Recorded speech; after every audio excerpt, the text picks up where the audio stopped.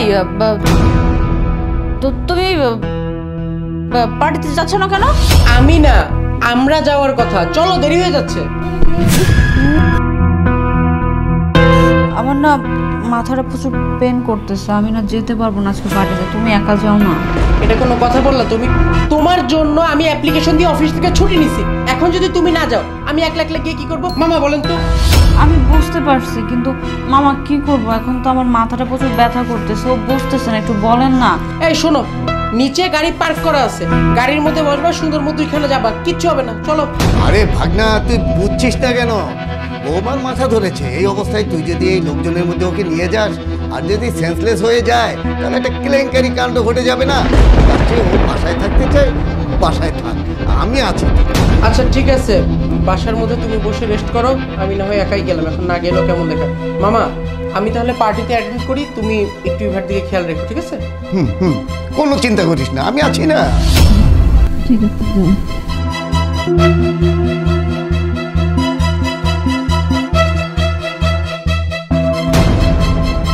কি হচ্ছিল সব? পাগল হয়েছে কেন? তোমাকে দেখে তো পাগল হওয়ারই অবস্থা আমার। এত সুন্দর কেন তুমি? তোমাকে দেখে তো পাগল হওয়া ছাড়া আর কোনো উপায় নেই। দাঁড়িয়ে দাঁড়িয়ে চলো না, একটু বসি।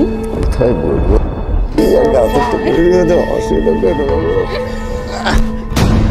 এই আমার গাড়িটা। আমি কেবল পার্টিতে যাওয়ার জন্য বের হইছি, এর মধ্যে তুমি মামার সাথে এগুলো কি করতেছো? আমার চোখে একটা ময়লা পড়ছিল, মামা ক্লিন করছিল। মামা বলেন। তাহলে চোখের ময়লা আজকাল একজনের উপরে আরেকজন উঠা পরিষ্কার করতে হয়, এগুলো তুমি বুঝাও আমাকে? তোমার বউ আসলে ওই সত্যি সত্যি আমার সাথে কিছু করতে চাইছিল, এই জন্যই তো বাহানা করছিল যে মাথা ধরেছে। সত্যি সত্যি আমি সত্যি মিথ্যা বলছি। তাই না?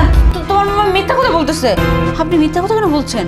এই থামো, কে মিথ্যা বলতেছে আর কে সত্যি বলতেছে এখন সেটা আমার কাছে একেবারে পরিষ্কার। একটু আগে তো দেখলাম পার্টিতে যাবা না বলে একদম অজ্ঞান হয়ে পড়ে যাইতেছিলা, এখন তো দেখতেছি কত সুন্দর সুস্থ মানুষের মতো দাঁড়ায় আছো। আর হ্যাঁ, লুঙ্গি খুলে দাঁড়ায় থাকার কথা যে বলতেছো না, এটা মামা ইচ্ছা করে নাই, এটা প্রি প্ল্যান আমাদের দুইজনের। ওটার মধ্যে তোমার নামে অনেক কথা শুনছি মানুষের কাছে যে তোমার চরিত্র খারাপ, কিন্তু নিজের চোখে না দেখা পর্যন্ত তো এটা বিশ্বাস করতে পারতাম না, তাই না? এই জন্য মামাকে দেশের বাড়ি থেকে আমি ডেকে আনছি, যাতে তোমার আসল রূপটা মামার মাধ্যমে আমি বের করতে পারি। আর মামা সেটা বের করে দিছে। আমার এই সংসারে কোনো নষ্ট মেরে স্থান নেই। বের হয়ে যা, বের হয়ে যা।